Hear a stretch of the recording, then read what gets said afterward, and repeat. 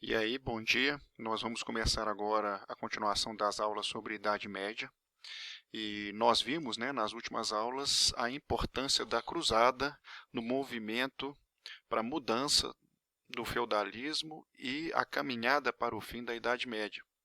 É importante retratar agora, um dos principais pontos da cruzada é que, com a ida, dos cavaleiros para o Oriente e a guerra contra os islâmicos, foi possível uma abertura de rotas comerciais e contato com novas especiarias. E isso promoveu, então, um renascimento do comércio que estava reduzido aos feudos. Neste momento, quando eu falo renascimento do comércio, é de modo macro e não micro. Então, neste momento, trabalha-se que as cruzadas permitiram a volta de rotas comerciais e, com isso, o renascimento comercial. É muito importante retratar também que o renascimento comercial está ligado diretamente ao nascimento das cidades, novamente. E é importante entender que essas cidades passaram a existir a partir da expansão dos campos de plantio, os arroteamentos, onde os camponeses se afastavam cada vez mais, ocupavam áreas, desmatavam essas áreas, e com isso, então, gerou o surgimento de cidades. Tá? Lembrando que quando um senhor não reclamava esse campo, especificamente estava distante da área dele, de controle dele, esses campos se tornavam alódios, ou seja, quando se tornavam alódios, então, se tornavam independentes em relação ao Senhor. Então, é importante entender que os campos alódios são importantes para a formação das cidades, beleza? E aí, o renascimento comercial traz também o renascimento urbano. E o renascimento urbano, então, a volta do comércio, beleza? Então, está aí uma imagem da Idade Média te mostrando, as práticas burguesas dentro de uma cidade.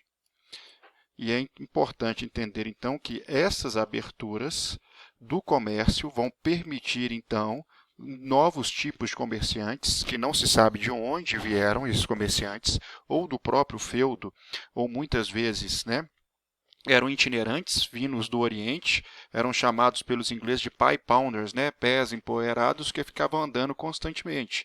E aí o surgimento dessas feiras, desses mercados gigantescos, beleza? Assim, então, a partir disso surge um grupo de comerciantes, formando, então, as cidades. É importante retratar também que aqui neste mapa mostrando a vocês, estão todas as principais rotas terrestres e marítimas também.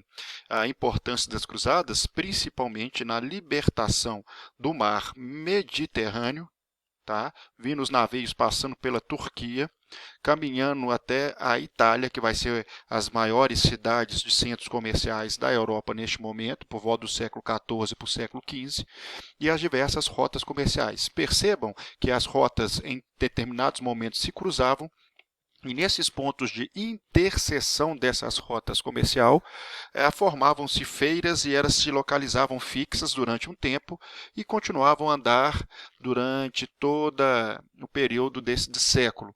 Agora, obviamente, com o tempo, essas feiras se tornarão fixas, se tornando fixas, elas começam então a desenvolver um núcleo urbano também. Devido a uma necessidade de fechamento da área de proteção, essa cidade vai ser chamada então de burgo. Qual que é a importância disso? A palavra burgo geralmente estava associada à imagem de um forte, de pedra ou um castelo antigo. E aí, então, as cidades, por estar muradas, lembrando um castelo, foram chamadas de burgo. Os seus habitantes, que mexiam com comércio, de burgueses por habitar o burgo.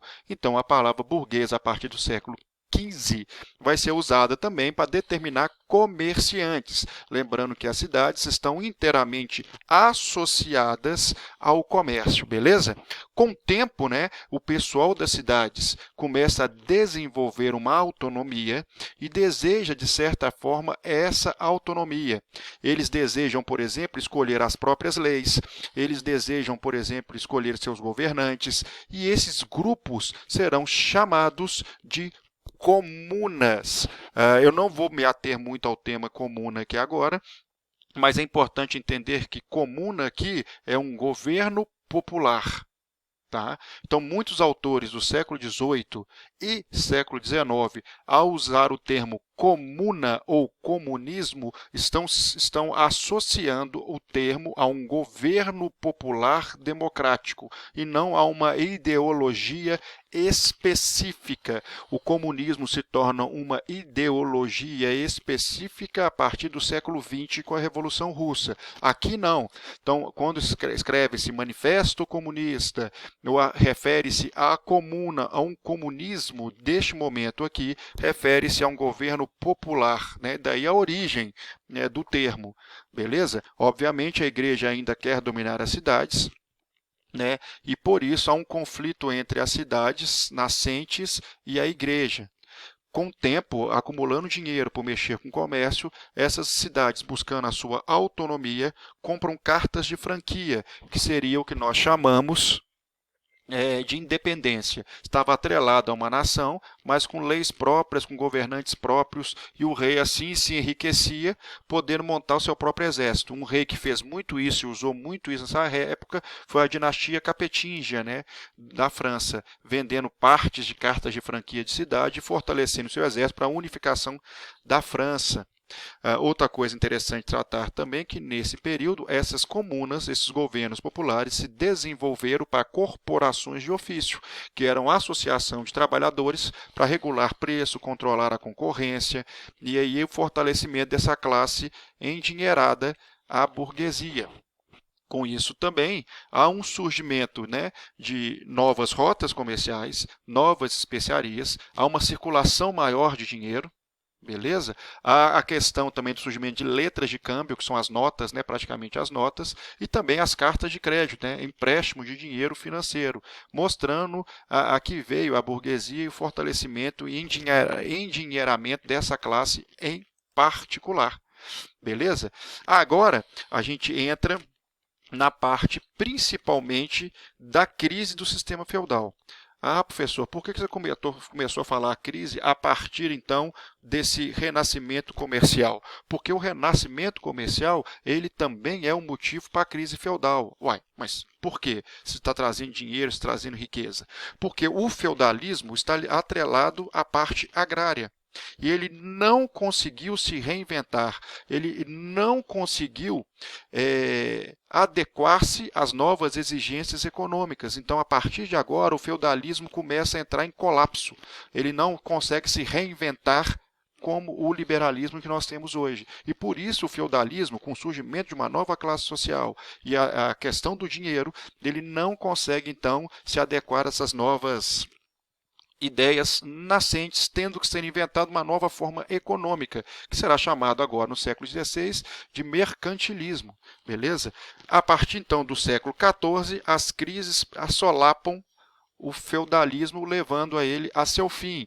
Guerras, doenças, aumento dos tributos, inflação, questão das colheitas que vão mal devido à mudança climática e à devastação que houve por 100 anos dos arroteamentos, e isso leva, então, a uma crise econômica sem fim. Se no século XIII por XIV houve um aumento econômico, no final do século XIV por XV, você tem a crise do sistema econômico entrando em colapso e não conseguindo sobreviver às mudanças.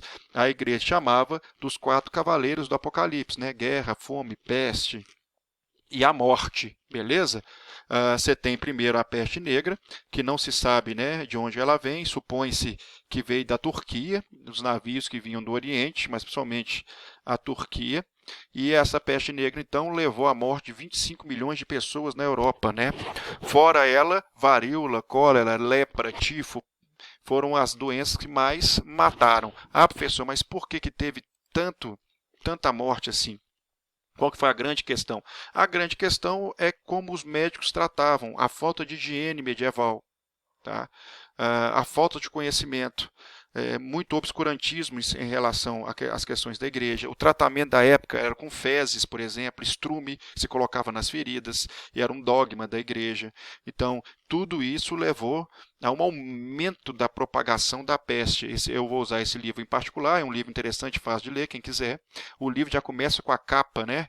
O que era muito tratado na Idade Média, um quadro que eu vou mostrar daqui a pouco, que chama-se Dança da Morte. Beleza? Então, quais são as consequências da peste negra de modo geral? A instabilidade política, né, levou ao fim das cruzadas, porque a morte, né, a peste não escolhe classe social, ele atinge todas as classes sociais. A decadência da agricultura, destruição dos campos de plantio devido às guerras, doenças e falta de mão de obra. E com isso, então, revoltas populares que culpavam a igreja e os nobres pela miséria de todos. Tá? Há uma queda acentuada demográfica nesse período e o sistema, então, entra em colapso. Esse quadro, por exemplo, retrata, né, isso que eu acabei de falar. A morte não escolhe classe social, atinge reis e atinge pessoas simples, nobres e camponeses. Né? E aqui, então, vários quadros retratando esse momento tão difícil, né, da Idade Média. É legal retratar também que essa imagem aqui, segundo alguns autores atuais, ela não foi muito usada na Idade Média, o médico parecendo um passarinho. Foi mais na Idade Moderna. Mas aí tudo bem, né? Você tem, então, quais os motivos principais para a propagação da peste, né, rápida? Primeiro, o pessoal não toma banho. A questão de lavar as mãos é uma coisa muito importante e foi descoberta, por incrível que pareça, no século XIX, que a higiene era importante. Né? Médicos usavam urina e estrume nos ferimentos, eu acabei de falar. E o contato excessivo com mortos e vivos, você não tinha uma política de isolamento. E mais que engraçado, por incrível que pareça, uma vida de devassidão, porque devassidão abre aspas, porque como as pessoas não tinham esperança de vida, entregaram-se ao hedonismo, ou seja, aproveitar os prazeres antes da morte. E triste que até sexo com cadáver aconteceu. Né? Então, você vê a que ponto que chegamos. Né?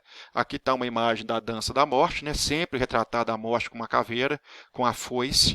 Por que com uma foice? Porque é o que eles conheciam no período, é uma sociedade agrícola, então as representações sociais, né? Os construtos sociais ligados sempre à agricultura. Foice, né? O carrinho, né? Carregando os mortos. Então, é aquilo que eles conheciam como cultura. Você tem, por exemplo, outra dança da morte, outro quadro também, sempre retratando essa mortandade. E para quem gosta de heavy metal, esse CD do Iron Maiden, chama Dance of Death, retrata também de forma poética, se é possível, a morte, né, mostrando a questão da ligação dos seres humanos com a morte, como funciona. Beleza? Na próxima aula, então, eu vou tratar a questão do fim da Idade Média. Aliás, eu vou até acho que eu tenho alguns minutinhos ainda. Obviamente, a peste negra vai levar à morte de muitas pessoas e, com isso, a superexploração feudal. Essa superexploração feudal leva às revoltas servis, principalmente na França. Tá? E lembrando que, quando a gente fala de feudalismo, estamos falando da França em particular. Eram chamadas, então, acontece por volta de 1358, e elas são chamadas de jacqueries, quer dizer, revolta do Zé Ninguém em francês. Tá? Eram mais ou menos 20 mil camponeses se revoltando contra poucos nobres que já tinham morrido com a peste, morrido com as cruzadas e não conseguia mais conter, né, essas revoltas servis que se espalharam por toda a Europa. É importante entender que, neste momento, então, as perspectivas humanas em todo lugar da Europa, Inglaterra e França são pessimistas. Então, estão vendo um período de anarquia, não de anarquia, abre aspas, tá? Me apropriando da palavra de forma anacrônica. Uma ausência de autoridade, uma ausência de poder. E aí a nobreza tendo que se reinventar, segundo Perry Anderson, necessitando apoiar a imagem de uma monarquia, de um rei, para se manter segura. E a burguesia correndo por trás, tentando, então, também um espaço nesse governo, formando-se, então, o que nós chamamos de formação dos Estados Nacionais modernos no século XVI. Beleza? Então, até a próxima aula. Beijo para vocês.